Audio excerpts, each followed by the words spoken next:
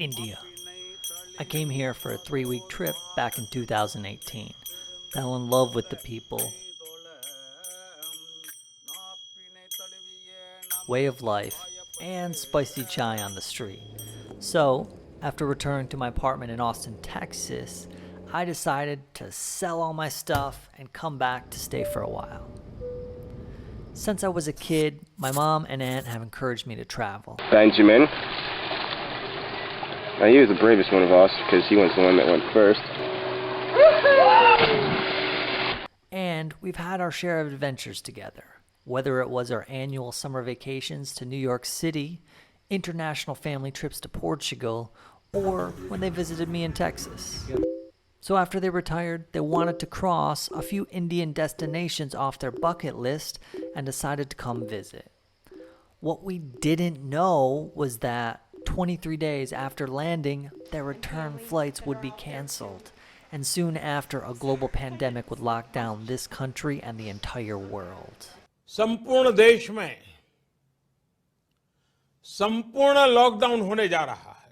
But before the unthinkable happened, no way would I have thought a global pandemic would hit while I was here in India. We traveled 3,600 miles around India, saw a wonder of the world, saw 1,000-year-old, once forgotten and pretty eyebrow-raising temples, walked through the oldest continuously inhabited city in the world, and went to one of National Geographic Traveler's 50 top destinations of a lifetime. So if you're planning a trip to India, or if you just want to see more of this beautiful country, come along as I show you what we experienced, how much things cost, and much, much more as we make our way through this sometimes challenging yet always colorful country. And if you want more specific details about how to plan your trip to India, check the first line of the description for a free tool on my website, Chai Nomad. It will tell you exactly what you need to do starting as far as 6 months out to plan your trip to India. All right, it is 12:21 a.m. Mom has landed 11 minutes ago, and now we're just waiting for them to clear through the airport and come out that door.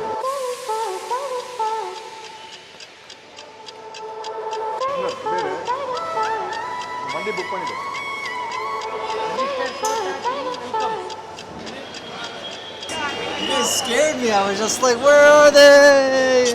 We were negotiating money.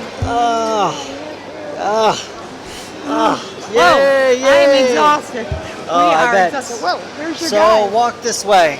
Walk around this way, yeah. Before we head to Agra to start our 3,600-mile trip around India, we head to a city with one of the most famous Hindu pilgrimage sites in India, and where I had been spending the past year and a half. Day 2 in India with the intrepid Michigan adventurers. We are going to climb up Mount Arunachala. The small city of Tiruvannamalai sits at the base of Arunachala, and it's one of the most famous pilgrimage sites in Hinduism. Legend states that Shiva, a main Hindu god, once appeared here as fire to light the world. Downtown, there's a temple with a 217-foot tall tower that has inscriptions on the walls from the 7th century. And every full moon, pilgrims come here to walk, mostly barefoot, the 17 kilometers around the hill. One pilgrim turned famous holy man has an ashram which draws thousands of foreign and domestic tourists here each year as well. He also lived at another ashram up the mountain where we're heading this morning.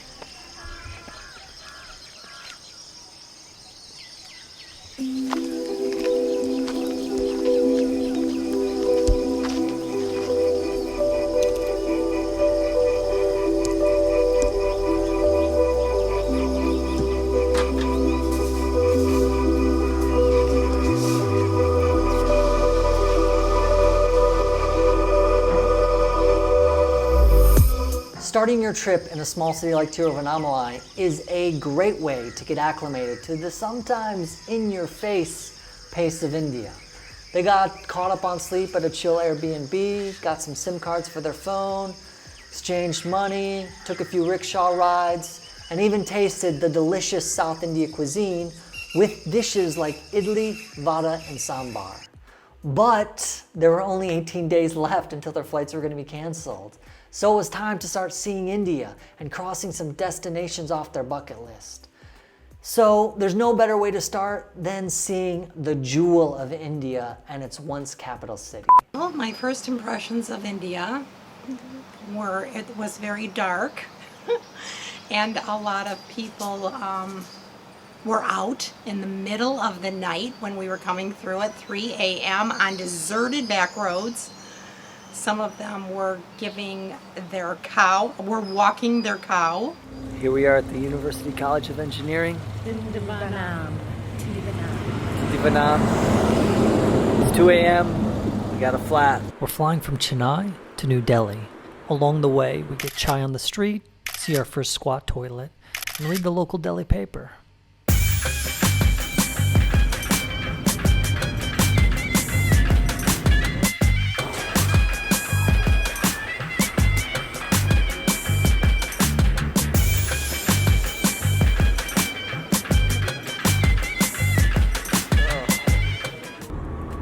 Driving to Agra.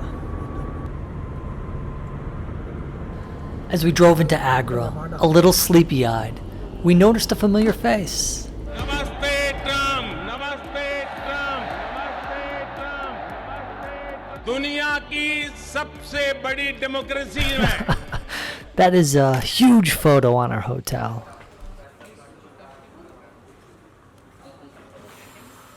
At the top of our hotel, we had views of the ivory white mausoleum on the banks of the Yamuna River that you may have heard of.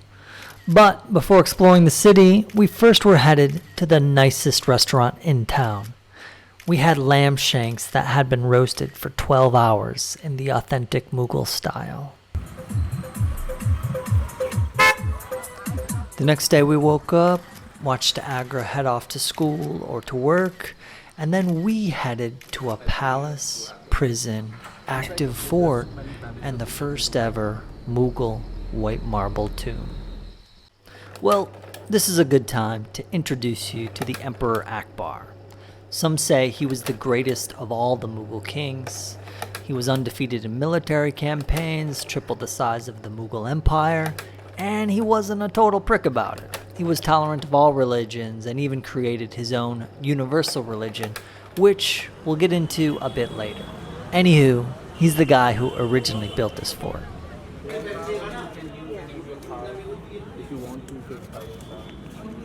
What I thought was cool about the fort is that the defenses are legit. These moats used to have man-eating crocodiles and alligators. The walls are 70 feet high. The ramp is inclined and zigzags. And the entrance echoes, so you can't sneak an army in undetected. Although Akbar built a lot of the fort, his son Jahangir built this palace. Then his grandson Shah Jahan renovated the fort, and most of what we're seeing was done by him.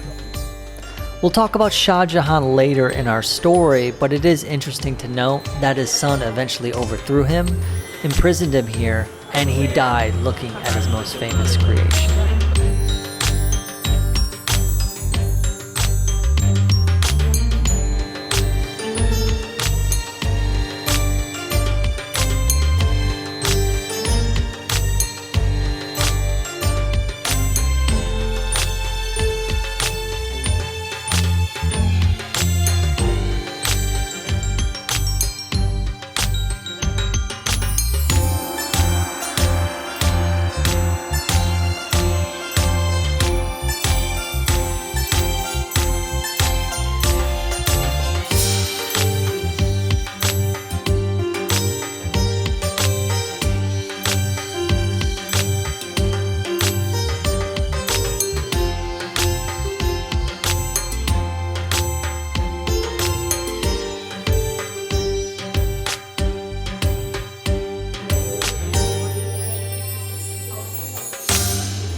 Visiting Agra Fort.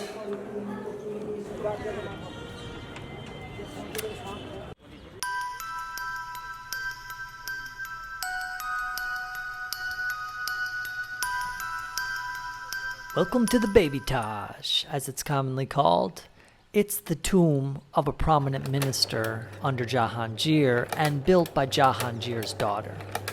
While it's less jaw-dropping than the Taj, it is the first white marble tomb in Mughal architecture and is said to have influenced the Taj.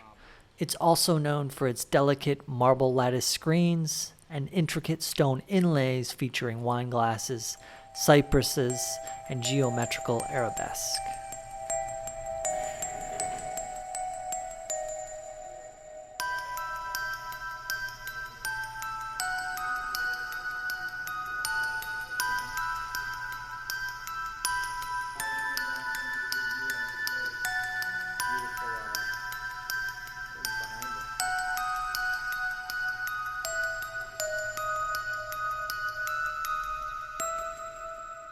Baby Taj Mahal. Shah Jahan, king of the world, grandson to Akbar, and mostly known for building some super cool buildings. But what he's most known for is his love story with his beautiful Persian princess, Mumtaz Mahal. They spent every night together for 19 years, until a fateful day in June of 1631. After delivering an infant princess, she was on her deathbed. As her dying wish, she begged Jahan to build a monument to their love. This pure white marble monument was inlaid with millions of jewels. It took 20,000 craftsmen 22 years to build and has been called a solitary tear suspended on the cheek of time. This building has inspired countless paintings, movies, and of course, Facebook profile photos. Love is love. Love is love. Adios.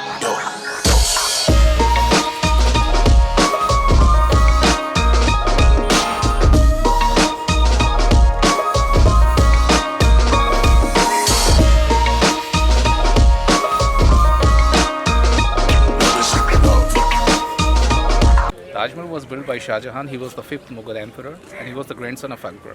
So let's see, one of the glory of India, one of the wonder of the world, loved him.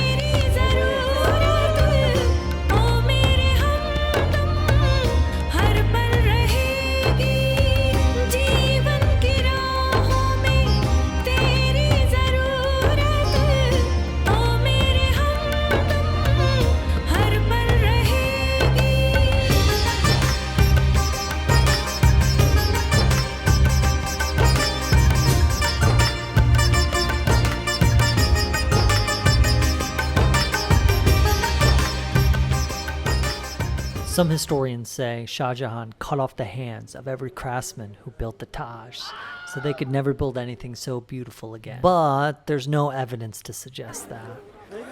We're at the Taj Mahal. Taj Mahal.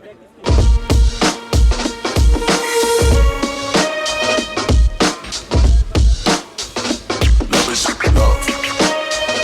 Love is love. Adios.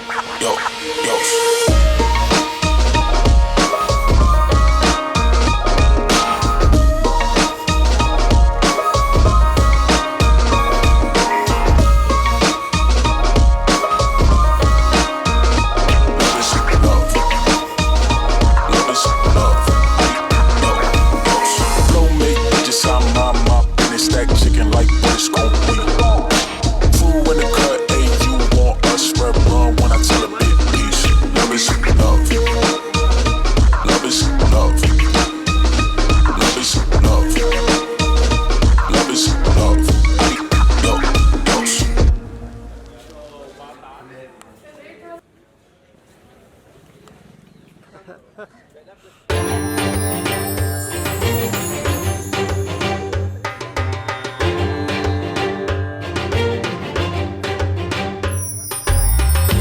Fatehpur Sikri is an abandoned palace 25 miles west of the Taj Mahal. Why he established his capital over here? Because when his wife, when she was not getting conceived, Akbar, he was blessed by holy man, Sheikh Salim Chishti, who was Sufi saint, who blessed Akbar for his son. When he got a son, he became happy, and he decided to build a magnificent and big city in honor of that holy man. The holy man used to live here, so he decided to live here. Akbar ruled his empire here for 14 years before abandoning the palace. Later it was abandoned completely. No one really knows exactly why, but the failed water supply is often blamed. While he was here though, he did start his own religion and brought together religious leaders from each faith. That minaret over there is the Haran Minar, where he buried his favorite elephant. In the square he used to play chess with his concubines. And later they could sneak into the back window to his massive raised bed. Bow chicka wow wow.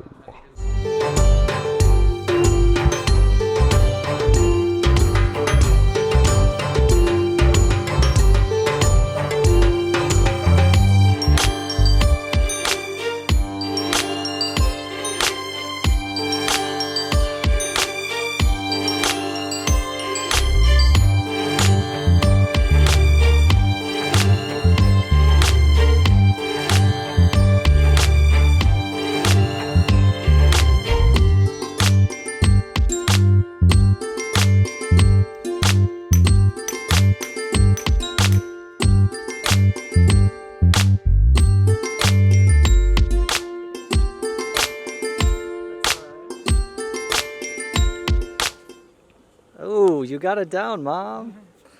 Fatehpur Sikri. A few thoughts about Agra. It was my least favorite destination on the trip, but as you could see, it was beautiful and well worth going. In late February, the Taj Mahal is a festival that happens right along that road leading up to the Taj. And it was a super cool way to interact with tourists, but also other locals. It is packed. There's tons of stalls selling things. You can get chai in a collard cup. You can ride rides for $1. However, ride the Ferris wheel at your own discretion. Oh my God!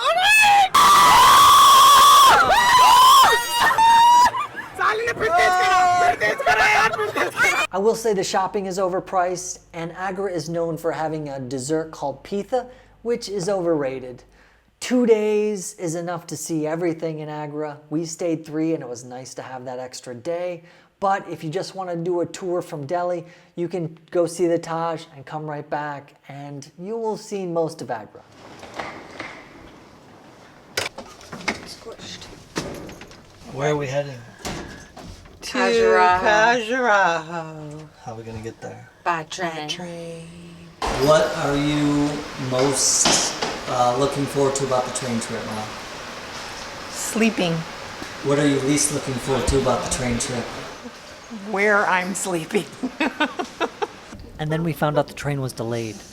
Again. Oh. So we can go back up to the room. Train station in Agra, heading to Khajuraho at 2 a.m. Khajuraho. We had our train at 11 o'clock. Got a little delayed.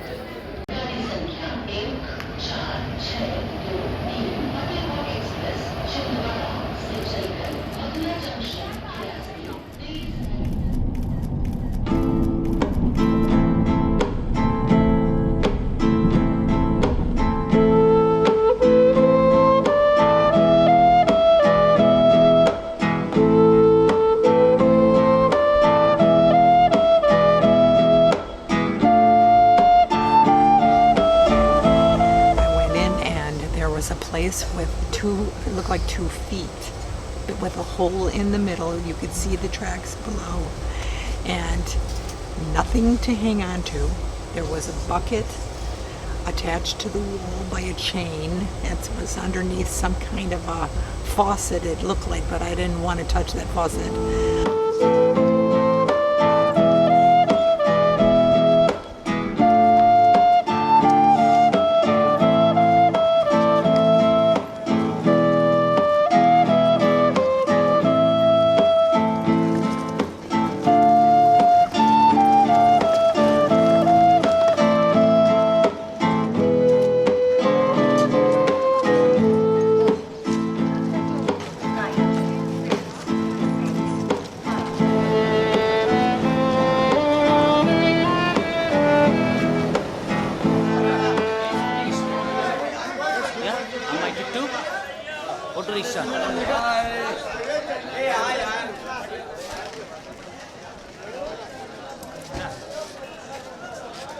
Noted. Khajuraho, Khajuraho. My hotel room in Khajuraho. Super nice, actually. TV, working table, veranda. Hey, Hey, what do you think? this place is amazing. Look at this. I know. I could just live here and write my novel Actually here. has a deluxe room. Imagine it's 1838. You're a humble intellectual who's a bit conservative in the traditional Victorian style. And in your travels, some locals point you towards some houses of gods and goddesses that have been overgrown by jungles for centuries. T.S. Burtz writes, I found in the ruins of Khajuraho 7 large Hindu temples, most beautifully and exquisitely carved. As to the workmanship, the sculptor had at times allowed his subject to grow rather warmer than there was an absolute necessity for his doing. Indeed, some of the sculptures here were extremely indecent and offensive.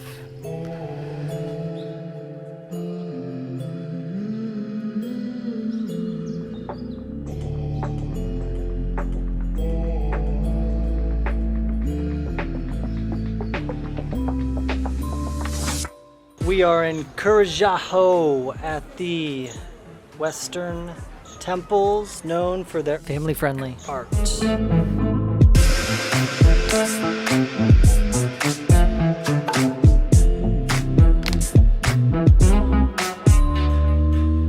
After sightseeing, you can say nothing new under the sun.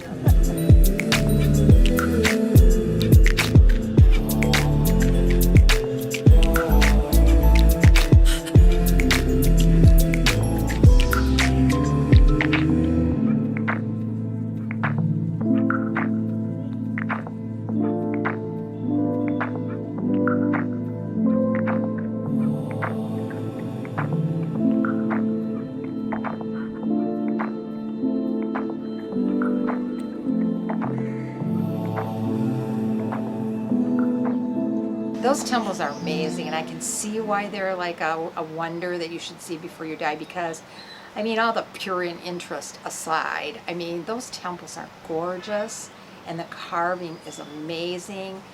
Khajuraho was fun. I think that was one of the places I enjoyed the most. I liked the food.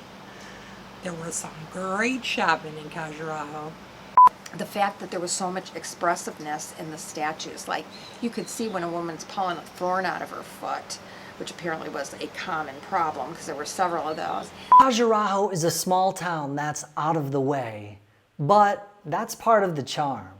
I went to the temples early in the morning and was mostly alone as I walked the grounds, which was a big change from the historic places in Agra.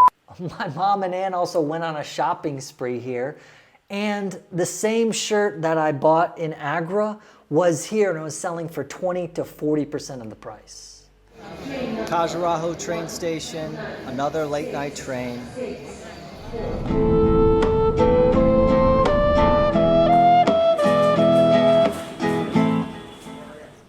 The Ghats of Varanasi. This is one of them. There are officially 84 and unofficially 108.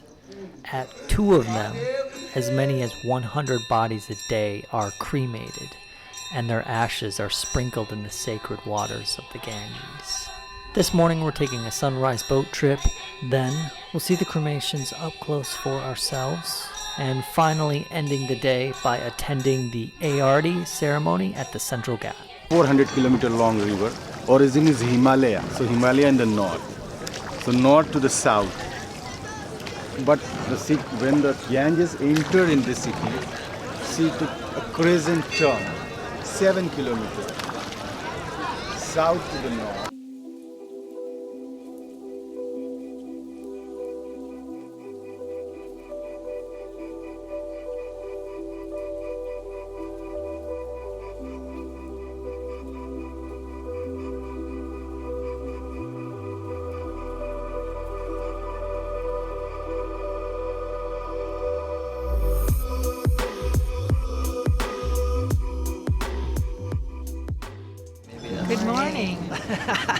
spinning around in the Ganges here.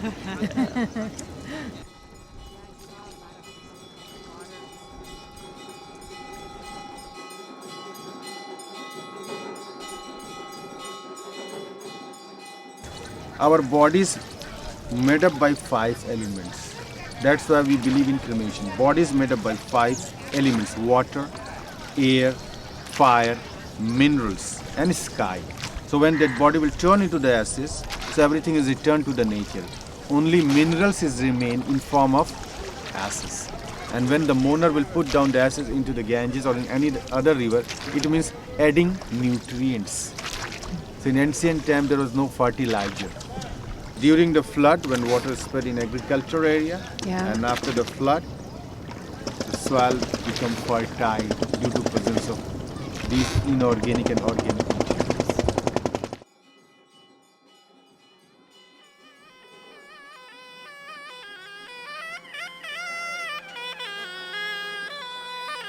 Maybe you'll see a snake charmer and bravely touch them like I did, while risking instant death from its toxic venom and totally, not at all defanged mouth.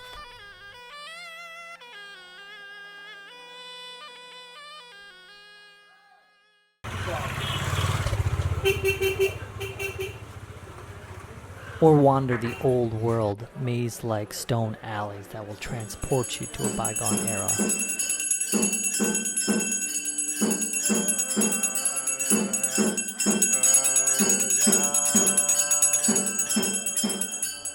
Mark Twain once came here and said, Benares is older than history, older than tradition, older even than legend, and looks twice as old as all of them put together.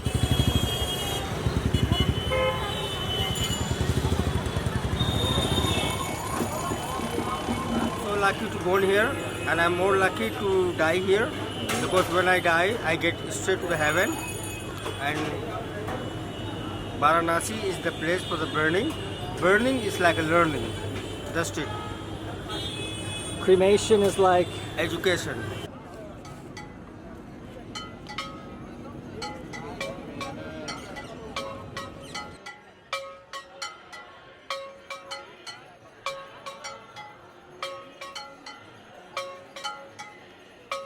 Varanasi Ghats at sunset.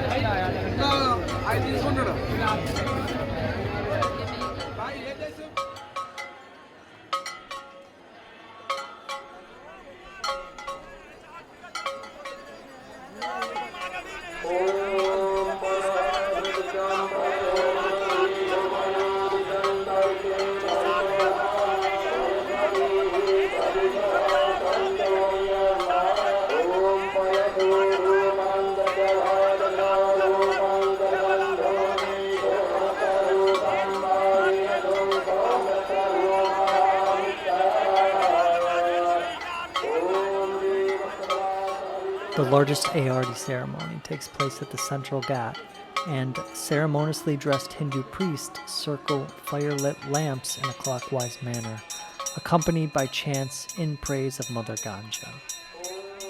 It is believed that when the ritual is complete, the holy goddess Ganga showers her blessing onto each individual present. That's beautiful. To be in a situation like that and to feel peaceful on this river, sorry. I have never seen anything, and probably never will see anything like that. I can't imagine. That was a real trip. That was very scary. To see that was horrifying, and I won't go into the details, but you guys saw it.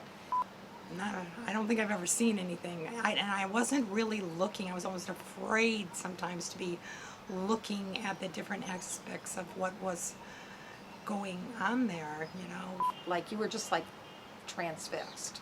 You couldn't take your eyes from what was going on. We stayed at the Alco Hotel, which had rooms that were decent enough. But what was great about it was that it was right on the Ghats, and it was like a 10-minute walk to the Burning Ghat and a 10-minute walk to the main Ghat where the Ganga ART ceremony happens. So the location was perfect.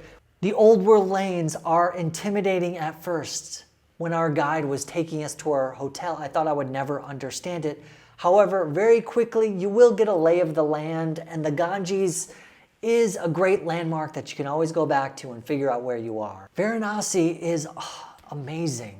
Wow, what do you even say about this old, the lanes going, the markets, the street food, the Ganges, the pilgrims in the water, the ceremonies. It's, I can't, what do I say? I don't know what to say.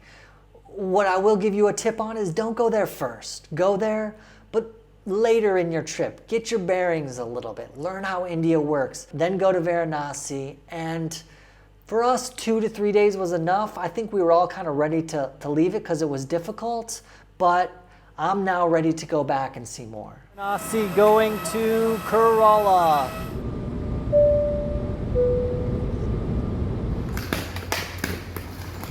Kerala instantly made a strong impression.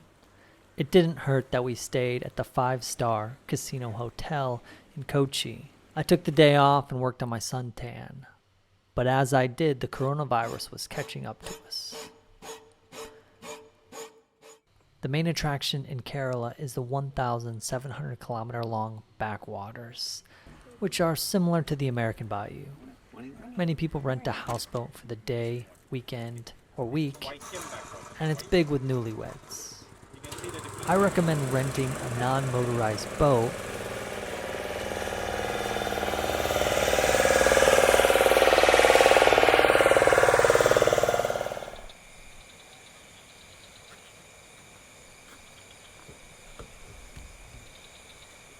and we spent a few hours listening to the birds and, well, not much else.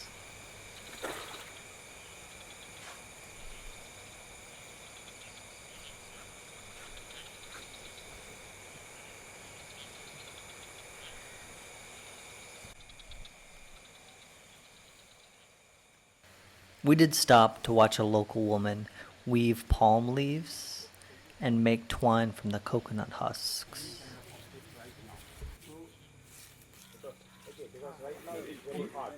Give it your best girl. Yeah. There we go.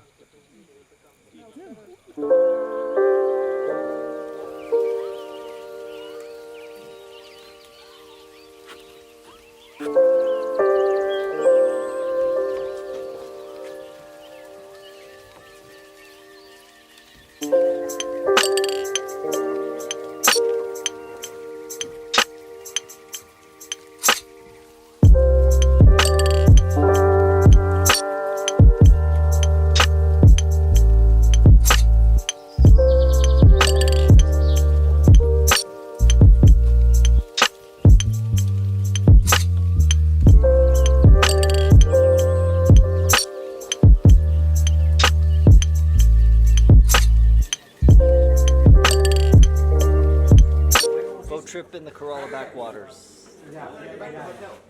Kerala was like totally different. Cleaner, it was green, it was beautiful. Things seemed to run a little bit more organized. The first thing we noticed is no cows, no dogs, no trash. It's clean. Kerala is the cleanest state in India. Kerala has the most Christians. There are more churches, which also kind of means that there are more Western things happening. For instance, you can find beef as a common dish that's eaten there.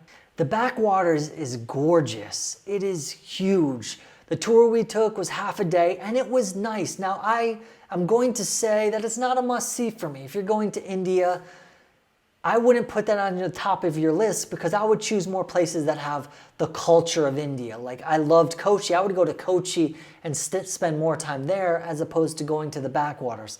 However, if you want to take 3 days and just have a completely relaxed experience, rent a houseboat. If you want to experience the culture of India because it's so different, you can't get the culture of India anywhere else. You can get cool houseboat experiences other places. But National Geographic Traveler did rate it as one of the 10 paradises of the world, so what do I know?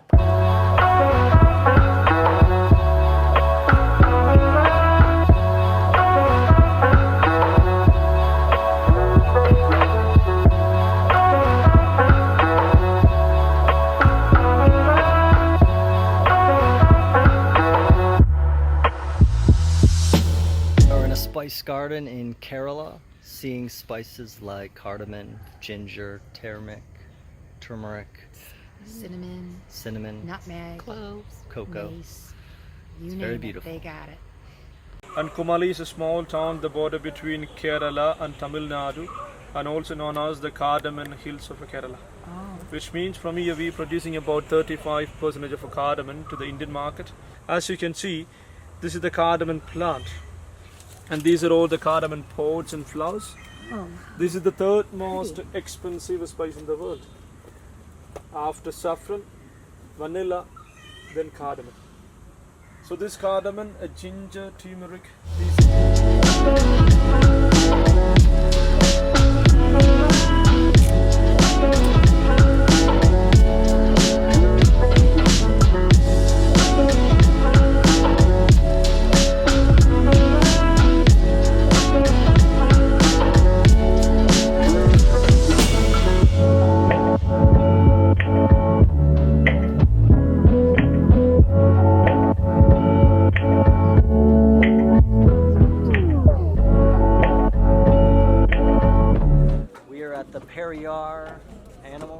Tiger Reserve. Just saw an elephant. That is a big tree. Staying at a hotel in the Tiger Sanctuary.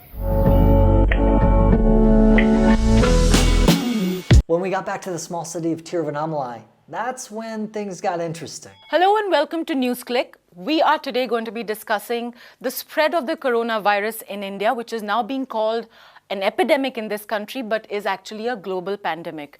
So the number of cases crossed 110,000. We have therefore made the assessment that COVID-19 can be characterized as a pandemic. President Donald Trump announced on Monday the United States would ban all travel from Europe for 30 days to stop the spread of the coronavirus outbreak. Thanks, President Trump. President Trump canceled all foreign travel from Europe to the United States this morning. I mean, the flight that we have goes through Germany. Thank you, Lufthansa, for leaving me high and dry in India in the middle of the corona epidemic. The situation is dire. We have a flight that's canceled for us to get to the United States. It already was pushed. It was already canceled once, and now it's canceled again. So what do? We're not European tourists, which was what Trump wants to get rid of, except for certain people that have golf courses that he owns. Anyway, so what do? We sit here, we be patient. Ben's being patient, but he's got a home here, which I'm sure he doesn't want us living with him for the next month. The situation is not dire. I'm starting my spiritual journey today. It would be easier if I had some alcohol in this town.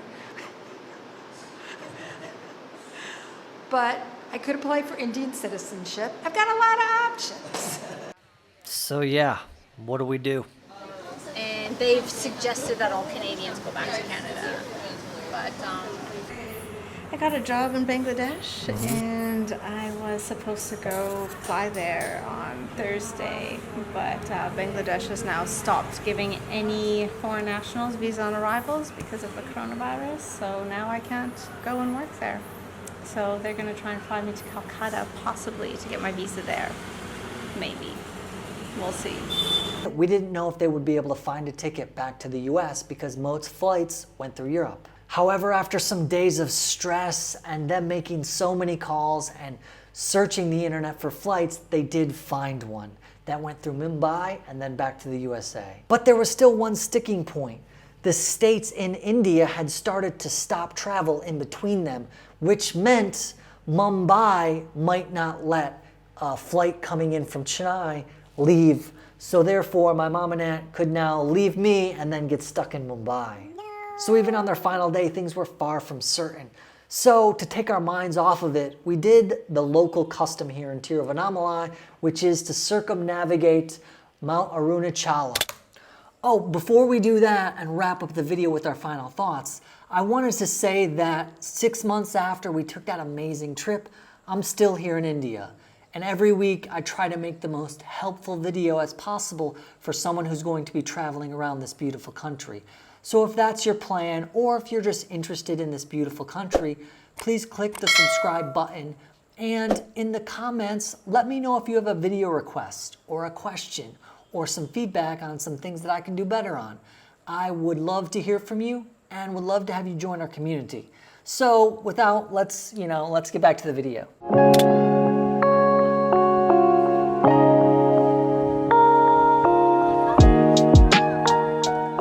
And really everywhere we went had a very, very different take on Indian life. Every time you think you understood something about it, we would go to another place, and then there was an element that was totally different. The only thing you can actually say is there is nothing in India that's really like the United States, or nothing in the United States is really like India. It's just has a whole life of its own.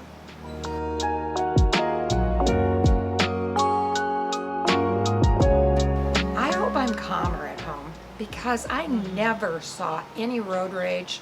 The driving here is like unbelievable. Yet I never saw any of our drivers get pissed off, say a swear word, do anything unkind, try to beat somebody out or cut somebody off, really. People let you pass, they encourage you to honk, they never get mad when you honk at them. The school children. I would say seeing them and reception Kathy and I always got when we were in a place where the school kids were, especially the women, the young girls, but the young boys too. This is morning. Hungry. You were a teacher. I was a teacher for 38 years. And then they started saying, "Do you know this song?" and started kind of singing the song, and I said, "We do not know this song. You know this song. Come on, sing this song." And so we started clapping and they started singing and we started, jumping around a little bit, and it was delightful.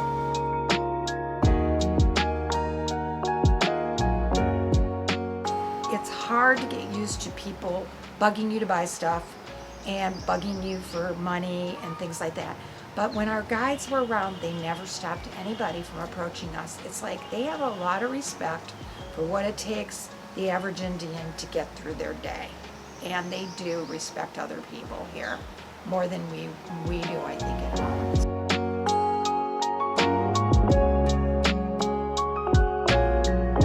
Yeah, I kind of enjoy the tuk-tuks too. I actually enjoyed the ride on Ben's motorcycle, though I was scared in the beginning. I didn't claw him or anything. You don't really see too many accidents out there. They seem to have it under control.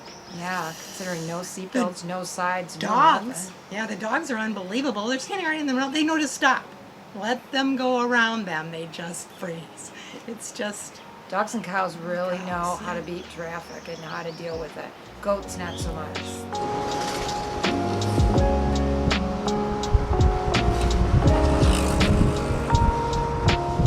Like the idea of an Indian bathroom, which at first we were appalled, well, at some of them, and still are appalled at some of them, but the nice little squirty thing that makes you fresh and clean when you come out there, what a great idea.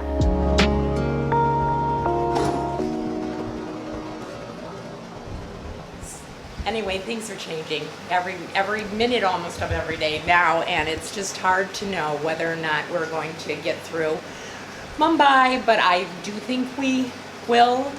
I think God is on our side, and He's with us and taking us along, and so are all the well-wishers of our wonderful angel friends and family that are out there too.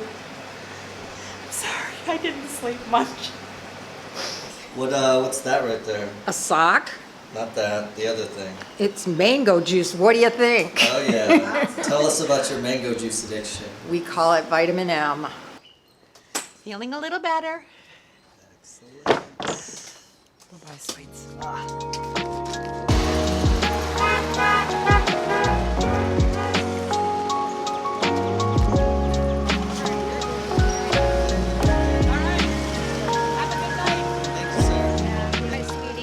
Yes, thank you. Love you so much. Love you too. It's been wonderful. All right, take care. Have a good night. Namaste.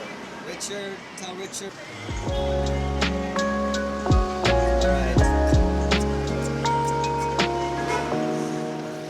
The dog here has a head wobble. I tried to get it on camera, but is that? I can't do it today. Maybe I'm sitting wrong. I can't. How's mine? It's subtle. I think I was better That's pretty good. walking and doing it.